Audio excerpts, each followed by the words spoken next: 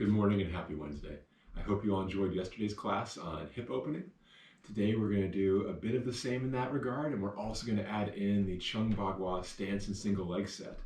This set is a fantastic tool for beginners to build some structure and power in their legs. It's a bit on the intense side, so as you're following along, if you feel the need to take a break and shake it out, please do. Just like with yesterday, I'll be listening to Andy Weir's The Martian on audiobook. And yeah, if you have any questions or comments or requests for things to see in future videos, please feel free to put them in the comment section below. Stay safe, everyone, and watch your paws.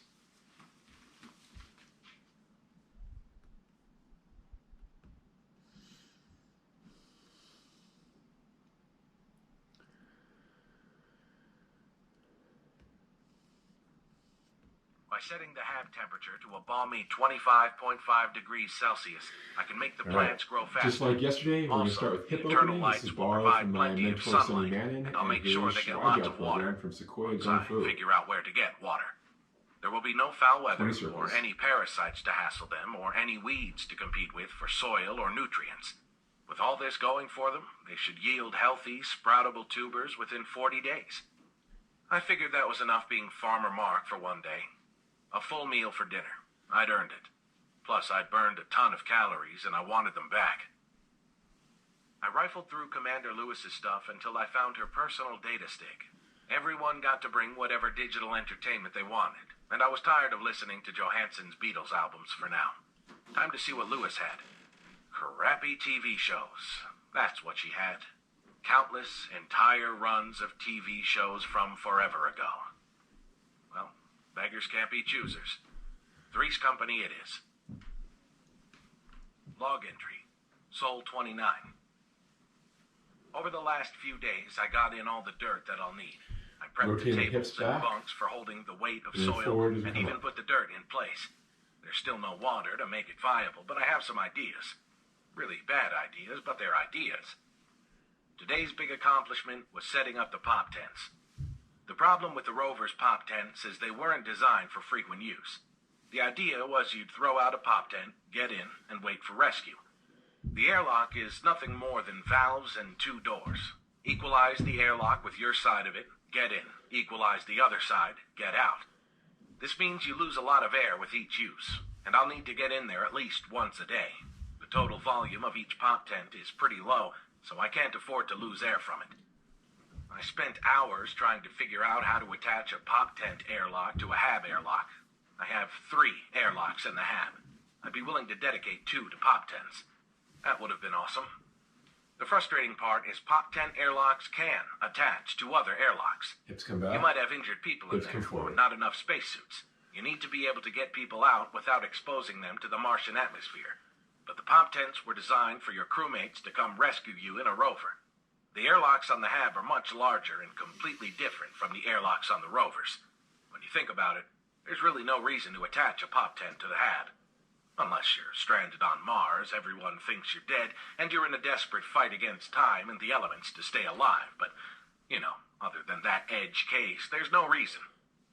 So I finally decide I'd just take the hit. I'll be losing some air every time I enter or exit a pop tent. Good news is each pop tent has an air feed valve on the outside. Remember, these are emergency shelters. The occupants might need air, and you can provide it from a rover by hooking up an airline. It's nothing more than a tube that equalizes the rover's air with the pop tents. Turning side to side, the hab and the rovers use the same valve and tubing standards, so I was able to attach the pop tents directly to the hab. That'll automatically replenish the air I lose with my entries and exits, what we NASA folk call ingress and egress. NASA was not screwing around with these emergency tents. The moment I pushed the panic button in the rover, there was an ear-popping whoosh as the pop tent fired out, attached to the rover airlock.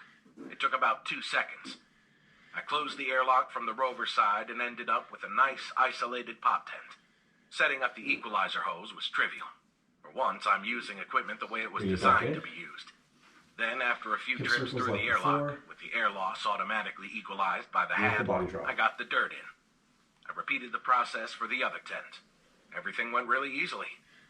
Sigh, water. In high school, I played a lot of Dungeons and Dragons. You may not have guessed this botanist/mechanical engineer was a bit of a nerd in high school, but indeed I was. In the game, I played a cleric. One of the magic spells I could cast was Create Water. I always thought it was a really stupid spell, and I never used it. Boy, what I wouldn't give to be able to do that in real life right now. Anyway, that's a problem for tomorrow. For tonight, I have to get back to Three's company. I stopped last night in the middle of the episode where Mr. Roper saw something and took it out of context. Log entry. Soul 30. I have an idiotically dangerous plan for getting the water I need. And boy, do I mean dangerous. But I don't have much choice. I'm out of ideas, and I'm due for another dirt doubling in a few days. When I do the final doubling, I'll be doubling onto all that new soil I brought in. If I don't wet it first, it'll just die. There isn't a lot of water here on Mars. There's ice at the poles, but they're too far away. If I want water, I'll have to make it from scratch. Fortunately, I know the recipe.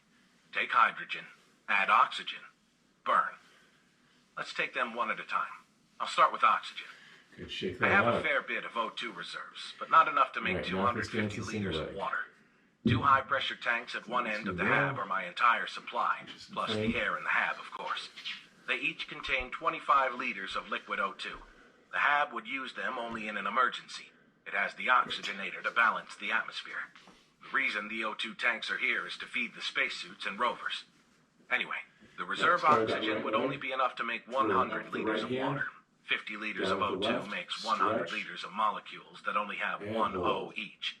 That would mean no EVAs for me and no emergency reserves. And it would make less than half the water I need. Out of the question. But oxygen's easier to find on Mars than you might think. The atmosphere is 95% CO2.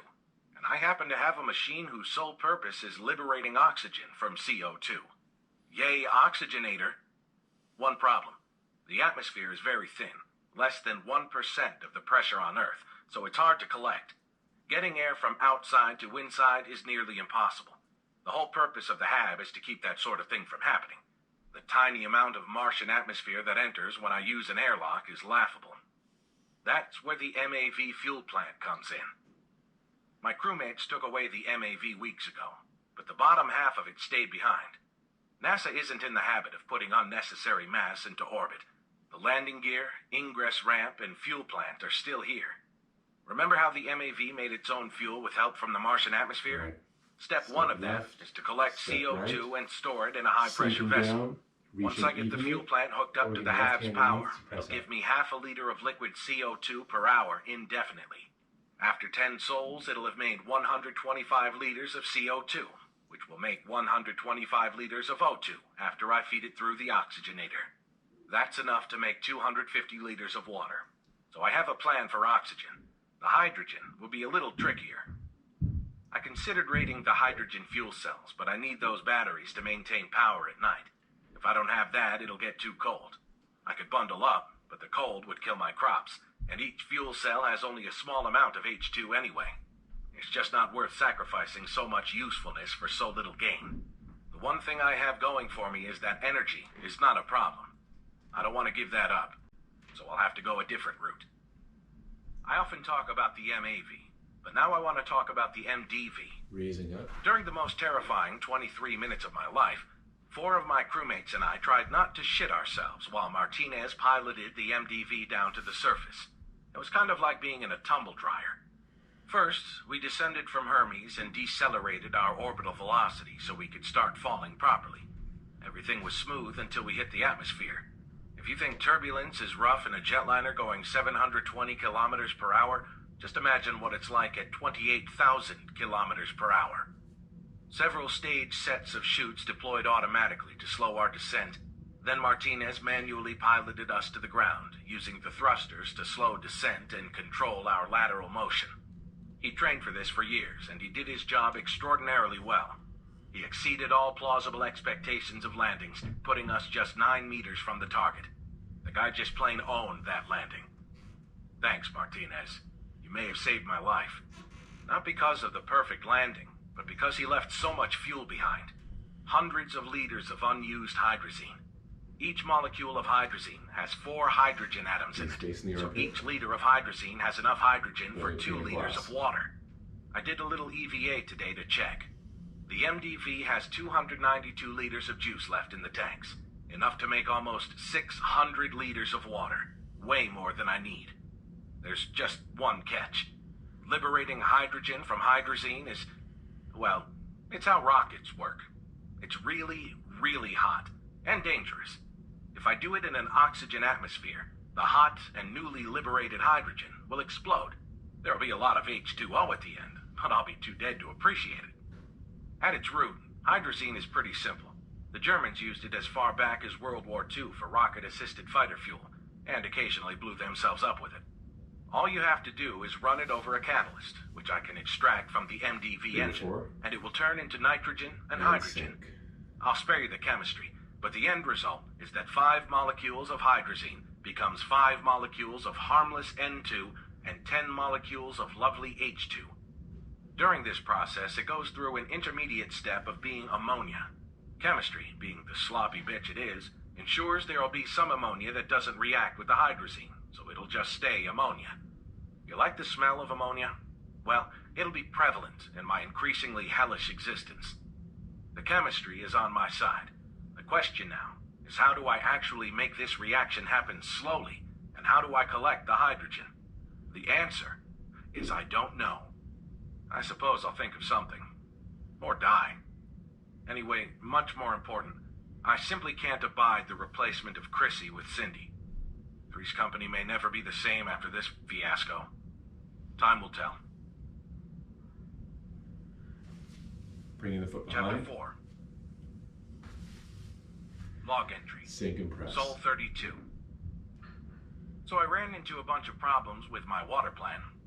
My idea is to make 600 liters of water, limited by the hydrogen I can get from the hydrazine. That means I'll need 300 liters of liquid O2. I can create the O2 easily enough. It takes 20 hours for the MAV fuel plant to fill its 10-liter tank with CO2. The oxygenator can turn it into O2, then the atmospheric regulator will see the O2 content and the HAB is high and pull it out of the air, storing it in the main O2 tanks. They'll fill up, so I'll have to transfer O2 over to the rover's tanks and even the spacesuit tanks as necessary, but I can't create it very quickly. At half a liter of CO2 per hour, it will take 25 days to make the oxygen I need. That's longer than I'd like. Also, there's the problem of storing the hydrogen. The air tanks of the HAB, the rovers, and all the spacesuits add up to exactly 374 liters of storage. To hold all the materials for water, I would need a whopping 900 liters of storage. I considered using one of the rovers as a tank. It would certainly be big enough, but it just isn't designed to hold in that much pressure. It's made to hold, you guessed it, 1 atmosphere. I need vessels that can hold 50 times that much. I'm sure a rover would burst. The best way to store the ingredients of water is to make them be water. So that's what I'll have to do. The concept is simple, but the execution will be incredibly dangerous. Every 20 hours, I'll have 10 liters of CO2, thanks to the MAV fuel plant. I'll vent it into the HAB via the highly scientific method of detaching the tank from the MAV landing struts, bringing it into the HAB, then opening the valve until it's empty. The oxygenator will turn it into oxygen in its own time. Then, I'll release hydrazine very slowly over the iridium catalyst to turn it into N2 and H2. I'll direct the hydrogen to a small area and burn it. As you can see, this plan provides many opportunities for me to die in a fiery explosion. Firstly, hydrazine is some serious death. If I make any mistakes, there will be nothing left but the Mark Watney Memorial Crater where the HAB once stood. Presuming I don't fuck up with the hydrazine, there's still the matter of burning hydrogen. I'm going to be setting a fire. In the HAB. On purpose. If you ask every engineer at NASA what the worst scenario for the HAB was, they'd all answer fire. If you ask them what the result would be, they'd answer death by fire. But if I can pull it off, I'll be making water continuously with no need to store hydrogen or oxygen. It'll be mixed into the atmosphere as humidity, but the water reclaimer will pull it out. I don't even have to perfectly match the hydrazine end of it with the fuel plant CO2 part. There's plenty of oxygen in the HAB, and plenty more in reserve. I just need to make sure not to make so much water I run myself out of O2. Drilling the hands. I hooked up the MAV fuel plant to the HAB's power supply. Fortunately, they both use the same voltage. It's chugging away, collecting CO2 for me. Half ration for dinner. All I accomplished today was thinking up a plan that'll kill me, and that doesn't take much energy. I'm going to finish off the last of Three's company tonight. Frankly, I like Mr. Furley more than the Ropers. Log entry. Sol 33. This may be my last entry. I've known since Sol 6 there was a good chance I'd die here, but I figured it would be when I ran out of food. I didn't think it would be this early. I'm about to fire up the hydrazine.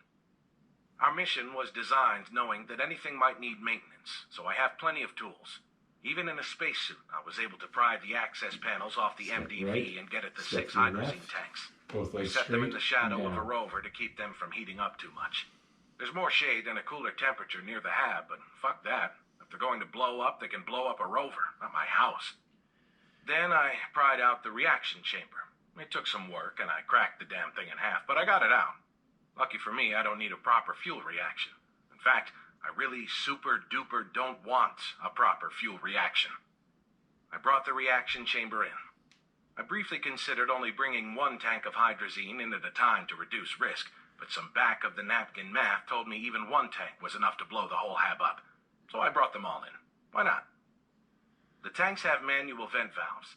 I'm not 100% sure what they're for. Certainly, we were never expected to use them. I think they're there to release pressure during the many quality checks done during construction and before fueling.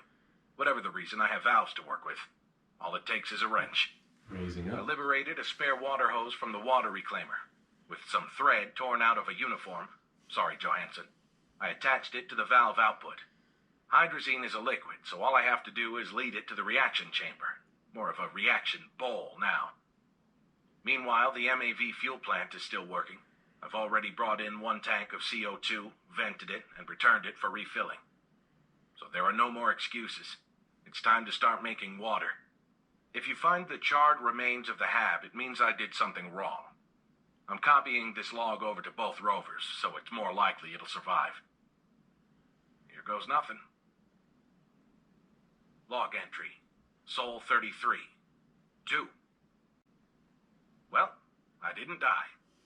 First thing I did was put on the inner lining of my EVA suit. Not the bulky suit itself, just the inner clothing I wear under it, including the gloves and booties. Then I got an oxygen mask from the medical supplies and some lab goggles from Vogel's chem kit. Almost all of my body was protected, and I was breathing canned air. Why? Because hydrazine is very toxic. If I breathe too much of it, I'll get major lung problems. If I get it on my skin, I'll have chemical burns for the rest of my life. I wasn't taking any chances. I turned the valve until a trickle of hydrazine came out. I let 1 drop fall into the iridium bowl. It undramatically sizzled and disappeared. But hey, that's what I wanted. I just freed up hydrogen and nitrogen. Yay! One thing I have in abundance here are bags. They're not much different from kitchen trash bags, though I'm sure they cost $50,000 because NASA. In addition to being our commander, Lewis was also the geologist. She was going to collect rock and soil samples from all over the operational area, 10-kilometer radius. Weight limits restricted how much she could actually bring back to Earth, so she was going to collect first, then sort out the most interesting 50 kilograms to take home. The bags were to store and tag the samples. Some are smaller than a Ziploc, while others are as big as a hefty lawn and leaf bag. Also, I have duct tape. Ordinary duct tape, like you buy at a hardware store. Turns out even NASA can't improve on duct tape. I cut up a few hefty-sized bags and taped them together to make a sort of tent. Really, it was more of a super-sized bag. I was able to cover the whole table where my hydrazine mad scientist setup was. I put a few knickknacks on the table to keep the plastic out of the iridium bowl. Thankfully, the bags are clear, so I can still see what's going on. Next, I sacrificed a spacesuit to the cause. I needed an air hose. I have a surplus of spacesuits, after all, a total of 6, 1 for each crew member, so I don't mind murdering one of them. I cut a hole in the top of the plastic and duct taped the hose in place. Nice seal, I think. With some more string from Johansson's clothing, I hung the other end of the hose from the top of the HAB's dome by 2 angled threads. to keep them well clear of the hose opening. Now I had a little chimney. The hose was about 1 centimeter wide, hopefully a good aperture. The hydrogen will be hot after the reaction, and it'll want to go up, so I'll let it go up the chimney, then burn it as it comes out. Then I had to invent fire. NASA put a lot of effort into making sure nothing here can burn. Everything is made of metal or flame-retardant plastic, and the uniforms are synthetic. I needed something that could hold a flame, some kind of pilot light. I don't have the skills to keep enough H2 flowing to feed a flame without killing myself. Too narrow a margin there. After a search of everyone's personal items, hey, if they wanted privacy, they shouldn't have abandoned me on Mars with their stuff. I found my answer. Martinez is a devout Catholic. I knew that. What I didn't know was he brought along a small wooden cross. I'm sure NASA gave him shit about it, but I also know Martinez is one stubborn son of a bitch. I chipped his sacred religious item into long splinters using a pair of pliers and a screwdriver. I figure if there's a God, he won't mind, considering the situation I'm in. If ruining the only religious icon I have leaves me vulnerable to Martian vampires, I'll have to risk it. There were plenty of wires and batteries around to make a spark, but you can't just ignite wood with a small electric spark. So I collected ribbons of bark from local palm trees, then got a couple of sticks and rubbed them together to create enough friction to... No, not really. I vented pure oxygen at the stick and gave it a spark. It lit up like a match. With my mini torch in hand, I started a slow hydrazine flow. It sizzled on the iridium and disappeared. Soon I had short bursts of flame sputtering from the chimney. The main thing I had to watch was the temperature.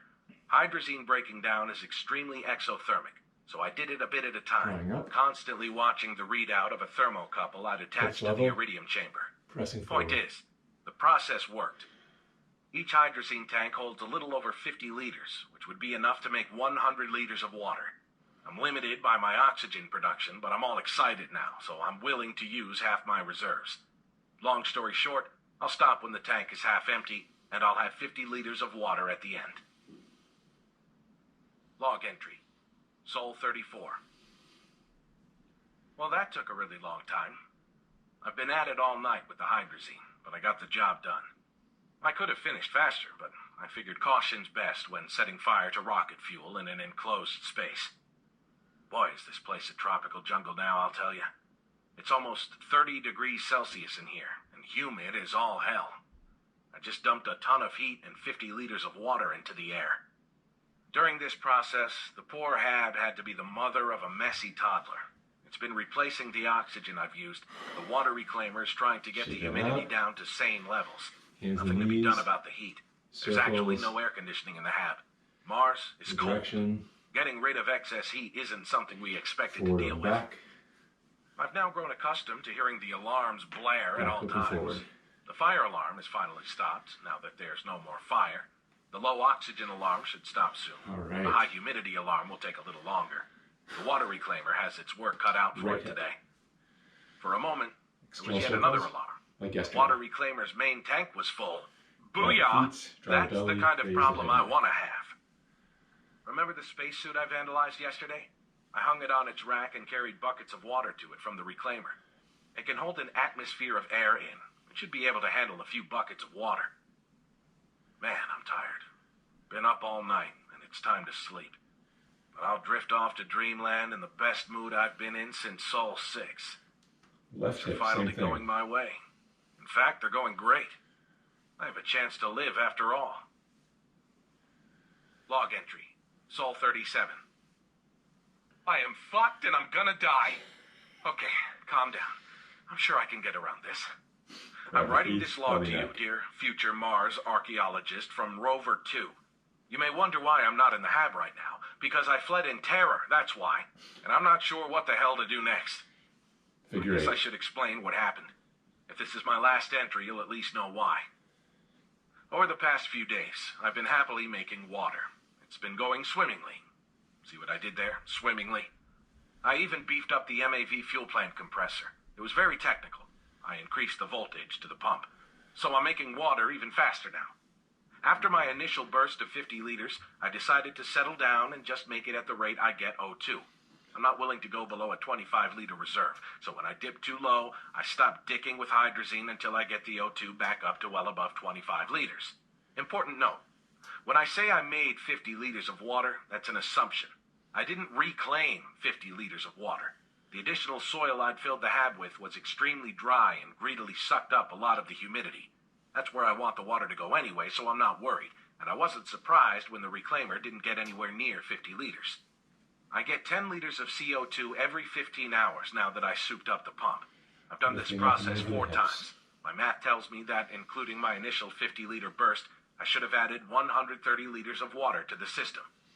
Well, my math was a damn liar. I'd gained 70 liters in the water reclaimer and the spacesuit-turned water tank. There's plenty of condensation on the walls and domed roof, and the soil is certainly absorbing its fair share, but that doesn't account for 60 liters of missing water. Something was wrong. That's when I noticed the other O2 tank. The hab has 2 reserve O2 tanks, one on each side of the structure for safety reasons. The hab can decide which one to use whenever it wants. Turns out, it's been topping off the atmosphere from tank 1. But when I add O2 to the system, via the oxygenator, the hab evenly distributes the gain between the 2 tanks. Tank 2 has been slowly gaining oxygen. That's not a problem. The hab is just doing its job, but it does mean I've been gaining O2 over time, which means I'm not consuming it as fast as I thought. Ball rolling next. At first, I thought, yay, more oxygen. Now I can make water faster. But then a more disturbing thought occurred to me. Concave the chest. Follow my logic. The back. I'm gaining O2, but the amount I'm bringing in from outside is constant. So the only way to gain it is to be using less than I thought. But I've been doing the hydrazine reaction with the assumption that I was using all of it. The only possible explanation is that I haven't been burning all the released hydrogen. It's obvious now in retrospect, but it never occurred to me that some of the hydrogen just wouldn't burn. It got past the flame and went on its merry way. Damn it, Jim, I'm a botanist, not a chemist. Chemistry is messy, so there's unburned hydrogen in the air, all around me, mixed in with the oxygen, just hanging out, waiting for a spark so it can blow the hab up. Once I figured this out and composed myself, I got a Ziploc-sized sample bag and waved it around a bit, then sealed it. Then, a quick EVA to a rover where we keep the atmospheric analyzers. Nitrogen, 22%, oxygen, 9%, hydrogen, 64%. I've been hiding here in the rover ever since. It's Hydrogenville in the hab. I'm very lucky it hasn't blown. Even a small static discharge would have led to my own private Hindenburg. So I'm here in Rover 2. I can stay for a day or 2 tops before the CO2 filters from the rover and my spacesuit fill up. I have that long to figure out how to deal with this. The hab is now a bomb. Chapter 5. Log entry. Sol 38. I'm still cowering in the rover, but I've had time to think, and I know how to deal with the hydrogen. I thought about the atmospheric regulator. It pays attention to what's in the air and balances it. Right. That's how the excess O2 I've been importing ends up in the tanks. Problem is, it's just not built to pull hydrogen out of the air. The regulator uses freeze separation to sort out the gases. When it decides there's too much oxygen, it starts collecting air in a tank and cooling it to 90 Kelvin. That makes the oxygen turn to liquid, but leaves the nitrogen, condensation point 77 Kelvin, still gaseous. Then it stores the O2. But I can't get it to do that for hydrogen because hydrogen needs to be below 21 Kelvin to turn liquid. And the regulator just can't get temperatures that low. Belly, raise the head neck, just like before. Here's the solution. Hydrogen is dangerous because it can blow up, but it can only blow up if there's oxygen around. Hydrogen without oxygen is harmless, and the regulator is all about pulling oxygen out of the air. There are 4 different safety interlocks that prevent the regulator from letting the hab's oxygen content get too low. But they're designed to work against technical faults, not deliberate sabotage. Internal figure 8. Long story short, I can trick the regulator into pulling all the oxygen out of the hab. Then I can wear a spacesuit so I can breathe and do whatever I want without fear of blowing up. I'll use an O2 tank to spray short bursts of oxygen at the hydrogen and make a spark with a couple of wires and a battery. It'll set the hydrogen on fire, but only until the small bit of oxygen is used up. I'll just do that over and over in controlled bursts until I've burned off all the hydrogen. One tiny flaw with that plan. It'll kill my dirt. The dirt is only viable soil because of the bacteria growing in it. If I get rid of all the oxygen, the bacteria will die. I don't have 100 billion little spacesuits handy. It's half a solution anyway. Time to take a break from thinking. Commander Lewis was the last one to use this rover. Now She was scheduled to use it again on Sol 7, but she went home instead. Figure 8. Her personal Rolling it travel off the is still in hips. the back. Rifling through it, I found a protein bar and a personal USB, probably full of music to listen to on the drive. Time to chow down and see what the good commander brought along for music. Log entry, Sol 38, 2. Disco. God damn it, Lewis. Log entry, Sol 39. I think I've got it. Soil bacteria are used to winters. They get less active and require less oxygen to survive. I can lower the hab temperature to 1 degree Celsius, and they'll nearly hibernate. This sort of thing happens on Earth all the time. They can survive a couple of days this way. If you're wondering how bacteria on Earth survive longer periods of cold, the answer is they don't. Bacteria from further underground, where it is warmer, breed upward to replace the dead ones. They'll still need some oxygen, but not much. I think a 1% content will do the trick. That leaves a little in the air for the bacteria to breathe, but not enough to maintain a fire, so the hydrogen won't blow up. But that leads to yet another problem. The potato plants won't like the plan. They don't mind the lack of oxygen, but the cold will kill them. So I'll have to pot them, bag them actually, and move them to a rover. They haven't even sprouted yet, so it's not like they need light. It was surprisingly annoying to find a way to make the heat stay on when the rover's unoccupied, but I figured it out. Ball After rolling. all, I've got nothing but time in Left here. foot forward, 45-degree angle. So that's the plan. Forward First, roll this bag time, the same potato plants alignment. and bring them to the rover. Inward Sure, rotation keep of the damn hips. heater on. Then drop the hab temperature to 1 degree Celsius. Then reduce the O2 content to 1%. Then burn off the hydrogen with a battery, some wires, and a tank of O2. Yeah, this all sounds like a great idea with no chance of catastrophic failure. That was sarcasm, by the way. Well, off I go. Log entry, Sol 40. Things weren't 100% successful. They say no plan survives first contact with implementation. I'd have to agree. Here's what happened. I summoned up the courage to return to the hab. Once I got there, I felt a little more confident. Everything was how I'd left it. And I other expect side. Martians looting my stuff. It would take a while to let the hab cool, so I started that right away by turning the temperature down to 1 degree Celsius. I bagged the potato plants and got a chance to check up on them while I was at it. They're rooting nicely and about to sprout. One thing I hadn't accounted for was how to bring them from the hab to the rovers. The answer was pretty easy. I put all of them in Martinez's spacesuit. Then I dragged it out with me to the rover I'd set up as a temporary nursery. Making sure to jimmy the heater to stay on, I headed back to the hab. By the time I got back, it was already chilly, down to 5 degrees Celsius already. Shivering and watching my breath condense in front of me, I threw on extra layers of clothes. Fortunately, I'm not a very big man. Martinez's clothes fit over mine, and Vogel's fit over Martinez's. These shitty clothes were designed to be worn in a temperature-controlled environment. Even with 3 layers, I was still cold. I climbed into my bunk and under the covers for more warmth. Once the temperature got to 1 degree Celsius, I waited another hour just to make sure the bacteria and the dirt got the memo that it was time to take it slow. Start with the right hand. The next problem I ran into was the regulator. Despite my swaggering confidence, I wasn't able to outwit it. It really does not want to pull too much O2 out of the air. The lowest I could get it to was 15%. After that, it flatly refused to go lower. Nothing I did mattered. I had all these plans about getting in and reprogramming it, but the safety protocols turned out to be in ROMs. I can't blame it. Its whole purpose is to prevent the atmosphere from becoming lethal. Nobody at NASA thought, hey, let's allow a fatal lack of oxygen that will make everyone drop dead. So I had to use a more primitive plan. The regulator uses a different set of vents for air sampling than it does for main air separation. The air that gets free separated comes in through a single large vent on the main unit. but it samples the air from 9 small vents that pipe back to the main unit. That way it gets a good average of the hab, and one localized imbalance won't throw it off. I taped up 8 of the intakes, leaving only 1 of them active. Then I taped the mouth of a hefty-sized bag over the neck hole of a spacesuit, Johansson's this time. In the back of the bag, I poked a small hole and taped it over the remaining intake. Then I inflated the bag with pure O2 from the suit's tanks. Holy shit, the regulator thought. I better pull O2 out right away. Worked great. I decided not to wear a spacesuit after all. The atmospheric pressure was going to be fine. All I needed was oxygen.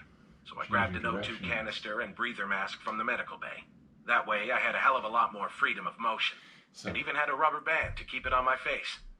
Though I did need a spacesuit to monitor the actual hab oxygen level now that the hab's main computer was convinced it was 100% O2. Around. Martinez's spacesuit was in the rover. Johansson's was outwitting the regulator. Lewis's was serving as a water tank. I didn't want to mess with mine. Hey, it's custom fitted. That left me 2 spacesuits to work with. I grabbed Vogel's suit and activated the internal air sensors while leaving the helmet off. Once the oxygen dropped to 12%, I put the breather mask on. I watched it fall further and further. When it reached 1%, I cut power to the regulator. I may not be able to reprogram the regulator, but I can turn the bastard off completely. The hab has emergency flashlights in many locations in case of critical power failure. I tore the LED bulbs out of one and left the 2 frayed power wires very close together. Now, when I turned it on, I got a small spark. Taking a canister of O2 from Vogel's suit, I attached a strap to both ends and slung it over my shoulder. Then I attached an airline to the tank and crimped it with my thumb. I turned on a very slow trickle of O2, small enough that it couldn't overpower the crimp. Standing on the table with a sparker in one hand and my oxygen line in the other, I reached up and gave it a try. And holy hell, it worked. Blowing the O2 over the sparker, I flicked the switch on the flashlight and a wonderful jet of flame fired out of the tube. The fire alarm went off, of course, but I'd heard it so much lately I barely noticed it anymore. Then I did it again. Good, shake and that again. out. Short bursts, nothing flashy. I was happy to take my time. Relax I was the elated. arms. This was the best plan ever. In, Not only was I clearing out the hydrogen, I was making more water. Everything went great, right up to the explosion. Coil the hips. 1 minute I was happily burning hydrogen. The next, I was on the other side of the hab, and a lot of stuff was knocked over. I stumbled to my feet and saw the hab in disarray. My first thought was, my ears hurt like hell. Then I thought, I'm dizzy, and fell to my knees. Then I fell prone. I was that dizzy. I groped my head with both hands, looking for a head wound I desperately hoped would not be there. Nothing seemed to be amiss. The feeling all over my head and face revealed the true problem. My oxygen mask had been ripped off in the blast. I was breathing nearly pure nitrogen. The floor was covered in junk from all over the hab. No hope of finding the medical O2 tank. No hope of finding anything in this mess before I passed out. Finish then off I saw some Lewis's suit hanging right where it belonged. It hadn't moved in the blast. It was heavy to start with and had 70 liters of water in it. I rushed over, quickly cranked on the O2 and stuck my head into the neck hole. I'd removed the helmet long ago for easy access to the water. I breathed a bit until the dizziness faded, then took a deep breath and held it. Back a little removed. Still holding my breath, I glanced over to the spacesuit and hefty bag I'd used to outsmart the regulator. The bad news is I'd never removed them. The good news is the explosion removed them. 8 of the 9 intakes for the regulator were still bagged, but this one would at least tell the truth. Stumbling over to the regulator, I turned it back on. After a 2-second boot process, it was made to start up fast for obvious reasons. It immediately identified the problem. The shrill, low oxygen alarm blared throughout the hab as the regulator dumped pure oxygen into the atmosphere as fast as it safely could. Separating oxygen from the atmosphere is difficult and time-consuming, but adding it is as simple as opening a valve. I clambered over debris back to Lewis's spacesuit and put my head back in for more good air. Within 3 minutes, the regulator had brought the hab oxygen back up to par. I noticed for the first time how burned my clothing was. It was a good time to be wearing 3 layers of clothes. Mostly the damage was on my sleeves. The outer layer was gone. The middle layer was singed and burned clean through in places. The inner layer, my own uniform, was in reasonably good shape. Looks like I lucked out again. Also, glancing at the Hab's main computer, I saw the temperature had gone up to 15 degrees Celsius. Something very hot and very explodey had happened, and I wasn't sure what or how. And that's where I am now, wondering what the hell happened. After all that work and getting blown up, I'm exhausted.